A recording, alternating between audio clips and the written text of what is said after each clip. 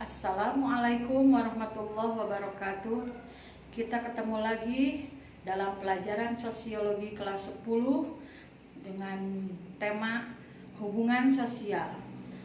Yang kemarin kita sudah diterangkan tindakan sosial ada berapa? Ada 4. 1. Tindakan sosial rasional instrumental. Yang kedua, tindakan rasional berorientasi nilai. Tindakan sosial tradisional dan tindakan sosial afektif. Mungkin Ibu akan meneruskan selanjutnya, yaitu yang kedua adalah setelah tindakan sosial, interaksi sosial. Ibu nggak akan semua, tapi yang Ibu akan terangkan di sini adalah pengertian, syarat, dan faktor.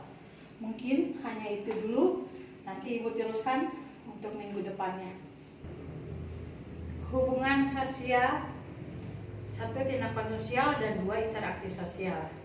Pengertian interaksi sosial adalah hubungan timbal balik antara individu dengan individu, individu dengan kelompok, atau kelompok dengan kelompok. Interaksi dapat terjadi dalam suasana persahabatan maupun perselisihan. Bisa dengan kata-kata, jabat tangan, dan bahasa isyarat. Interaksi sosial akan terjadi apabila memenuhi 2 syarat, yaitu kontak sosial dan komunikasi. Ini menurut Pak Sukanto, para ahli ilmuwan sosiologi. 1. Kontak sosial. Kontak berasal dari bahasa Latin con atau con, yang berarti bersama-sama, dan tengo atau tengere, yang berarti menyentuh. Dalam hal ini, kontak sosial tidak diartikan secara harfiah, bersama-sama, saling menyentuh secara fisik. Dalam pengertian gejala sosial, kontak bisa melalui bicara, telepon, telegram, surat, radio, dan sebagainya. 2. Komunikasi.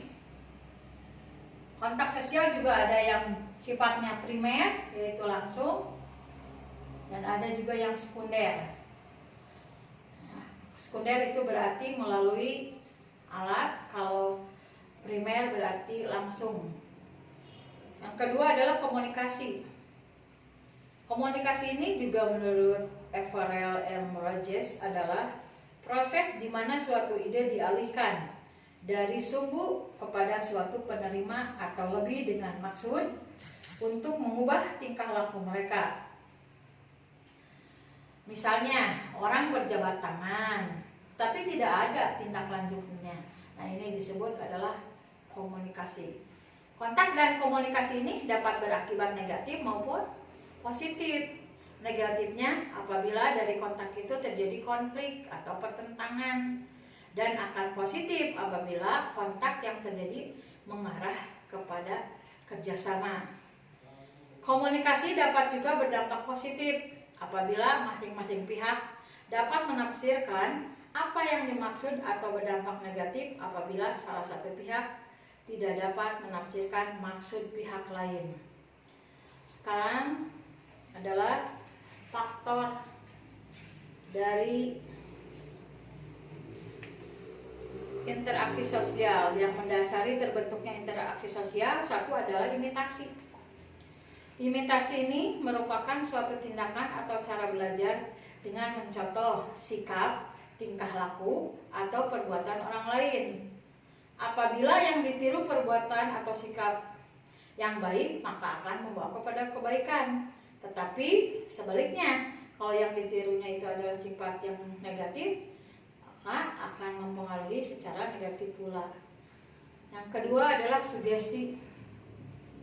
Sugesti adalah pendapat atau pandangan dan sikap yang diberikan oleh seseorang kepada orang lain dan diterima oleh pihak lain. Dalam penerimaan ini biasanya pihak yang tersugesti menerima tanpa berpikir panjang. Artinya, individu menerima begitu saja tanpa melalui proses pemikiran yang rasional. Seorang individu akan mudah menerima sugesti karena hal berikut. Satu, kemampuan berpikir seorang terhambat sehingga mensugesti, ya saya setuju. Yang kedua, pikiran dalam keadaan kacau. Contohnya, siswa dalam keadaan ujian ketika ada yang memberitahu mungkin itu benar padahal itu mungkin salah. Nah, itu juga sugesti terjadi. Yang ketiga adalah otoritas. Otoritas ini akan mudah diterima apabila yang memberikan sugesti itu adalah orang yang memiliki kemampuan dalam bidang tertentu. Contohnya, akan percaya apabila dokter yang mengatakan kamu menderita penyakit sesuatu, maka kita akan berpendapat, oh saya itu punya penyakit anu. Nah, itu sugesti juga.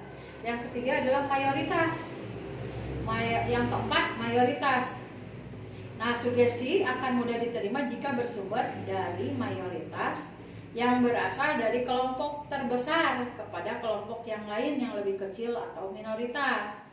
Contohnya, misalnya penggunaan produk tertentu oleh masyarakat. Ya, biasanya itu lebih percaya.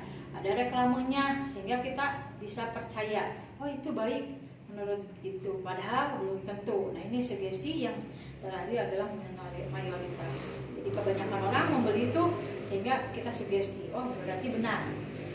Selanjutnya adalah identifikasi. Identifikasi adalah kecenderungan-kecenderungan atau keinginan-keinginan dalam diri seseorang untuk menjadi identik sama dengan orang lain. Nah, contohnya, saya ingin mengidolakan seorang guru yang cantik, lagi pintar, dia mengidolakan. Berarti saya ingin sama dengan tokoh itu, pujaannya, karena udah ada.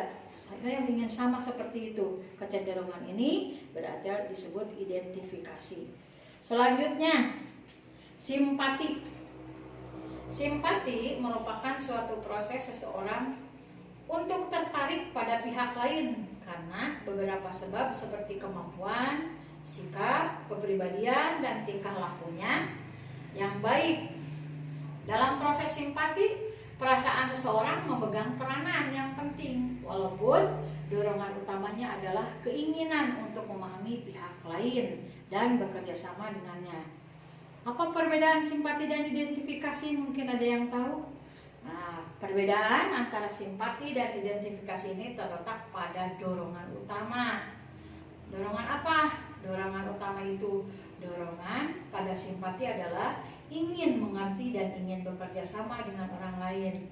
Sedangkan pada identifikasi, ingin mengikuti jejaknya atau mencontohnya dan ingin belajar dari orang lain yang dianggapnya ideal. Nah, proses simpati yang lebih mendalam akan mendorong munculnya rasa empati. Yang kelima adalah empati. Empati adalah kecakapan untuk merasa diri seolah-olah dalam keadaan orang lain dan ikut larut merasakan apa yang dialami atau diderita oleh orang lain itu. Misalnya, apabila orang tua atau kawan ada yang meninggal dunia, maka kita ikut merasakan kesedihan yang dirasakan oleh kawan kita. Mungkin itu dulu dari Ibu. Ini anak-anakku, mungkin penerangan Ibu cukup sekian dulu, karena mungkin yang ini dengan yang ini nanti akan Ibu jelaskan lebih lanjut di minggu yang akan datang atau yang akan datangnya lagi. Ibu akan memberikan pertanyaan, apa yang Ibu terangkan, yang tadi Ibu jelaskan, silahkan kalian tulis atau meresume dari hasil yang kalian dengarkan. Untuk itu nanti bisa di email atau di WA grup. Assalamualaikum warahmatullahi wabarakatuh.